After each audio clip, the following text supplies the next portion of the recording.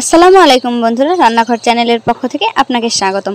আজ একটি চমৎকার স্বাদের নাস্তা রেসিপি নিয়ে হাজির হয়েছি। অসাধারণ স্বাদের এই নাস্তাটি খুব দ্রুত সময়ের মধ্যে বানিয়ে ফেলতে পারবেন। আর সেই সাথে আমাদের পরিবারের যারা গাজর টমেটো পছন্দ করে না তাদের জন্য এই নাস্তাটি তাদেরকে অবাক করে দিন। জানিয়ে রাখি বন্ধুরা, আমাদের চ্যানেলের প্রতিদিনই নিত্য নতুন ভিডিও পেতে আমাদের চ্যানেলকে সাবস্ক্রাইব করে আমাদের সাথেই থাকুন। তো বন্ধুরা চলুন তাহলে আর কথা না বাড়িয়ে মূল ভিডিওতে যাওয়া যাক।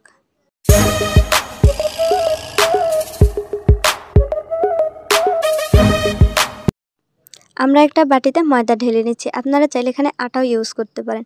আর সেই সাথে দিয়ে দিচ্ছি সামান্য লবণ আর রান্নার রেগুলার সয়াবিন তেল। আমি এগুলোকে এখন খুব ভালোভাবে হাত দিয়ে মিশিয়ে নেব। তারপর আস্তে আস্তে নর্মাল পানি অ্যাড করে এটাকে একটা সুন্দর ডো তৈরি করে নেব। এই ক্ষেত্রে একবারে বেশি পানি ইউজ করা যাবে না, তাহলে কিন্তু ডোটা নষ্ট হয়ে যাবে। দেখুন বন্ধুরা, আমার ডো তৈরি হয়ে গেছে। মাখিয়ে রাখা ময়দা থেকে অল্প অল্প করে ময়দা নিয়ে দুটো রুটি আমরা বানিয়ে নেব।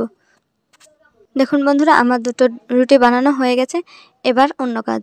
এখানে অল্প কিছু আলু সিদ্ধ করে ভর্তা করে নিয়েছি, আর সেই সাথে নিয়েছি গাজর, টমেটো, শসা আর ধনিয়া পাতা।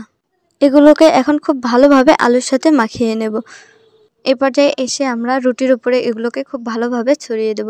হাত দিয়ে আস্তে আস্তে সরাবো, আর আরেকটা রুটি দিয়ে আমরা এটাকে চাপ দিয়ে দেব। তারপরে আমরা একটা চাকুর সাহায্যে এটাকে পছন্দ মতো শেপ দিয়ে কেটে নেব। আমি এখানে রুটিটাকে 8 পিস করে নিয়েছি, আর আস্তে আস্তে হাত দিয়ে ছড়িয়ে নিচ্ছি। দেখুন বন্ধুরা, দেখতে কেমন হয়েছে। এবার এটা ভাজা শুরু করব। তো প্রথমে কড়াইতে তেল দিয়ে দিচ্ছি, আর এটা গরম হওয়া পর্যন্ত অপেক্ষা করছি।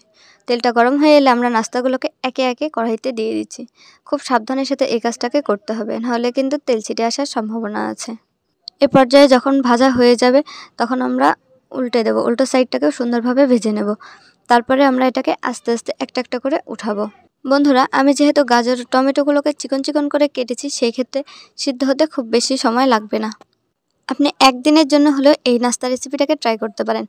ছোট বড় সবাই এই নাস্তাটিকে খুব পছন্দ করবে, আর মুখরোচক স্বাদের এই নাস্তাটিকে বারবার আপনাকে করে দেওয়ার জন্য অনুরোধ করবে।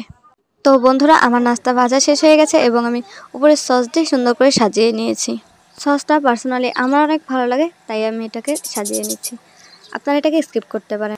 শেষ পর্যন্ত আমার সাথে থাকার জন্য আপনাকে অসংখ্য ধন্যবাদ।